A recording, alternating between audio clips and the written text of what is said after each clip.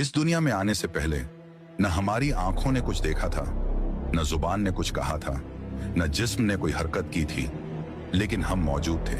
ये कोई अफसाना नहीं, ये कोई ख्याली तसव्वुर नहीं, ये कुरान और हजरत मोहम्मद सल्लल्लाहु अलैहि वसल्लम की हदीस से साबित वजूद की पहली हकीकत है।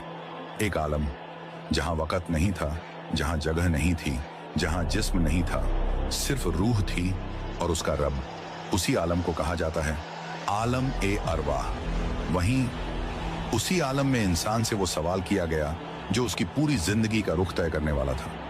कुरान कहता है अलस्तु बि रब्बिकुम, क्या मैं तुम्हारा रब नहीं हूं? और तमाम रूहों ने एक साथ कहा बला, हाँ बेशक। ये सिर्फ एक जवाब नहीं था, ये अक्ल से पहले की पहचान और जुबान से पहले का यकीन था।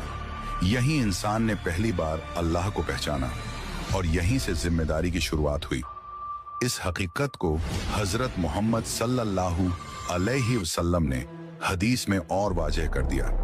अल्लाह ने आदम अलैहिस्सलाम की पुश्त से तमाम इंसानों को निकाला, उनकी रूहों को जमा किया और उनसे अपनी रुबूबियत पर गवाही ली।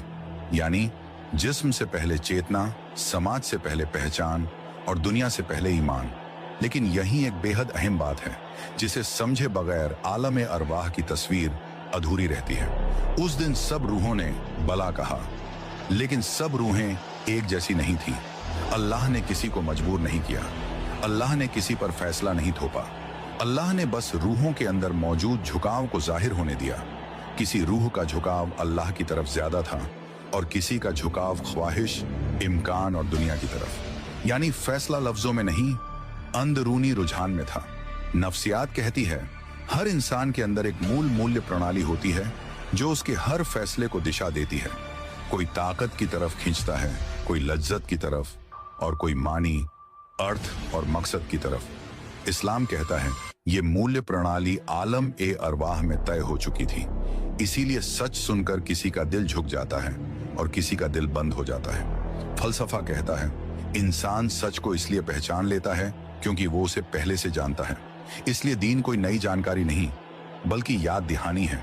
इसी वजह से कुरान बार बार कहता है ताकि तुम याद करो। विज्ञान आज भी नहीं जानता कि चेतना कहां से आती है। दिमाग के संकेत समझ में आते हैं लेकिन अनुभव अब भी रहस्य है। इस्लाम कहता है जिस्म एक जरिया है और रूह देखने वाला, ऑब्जर्वर।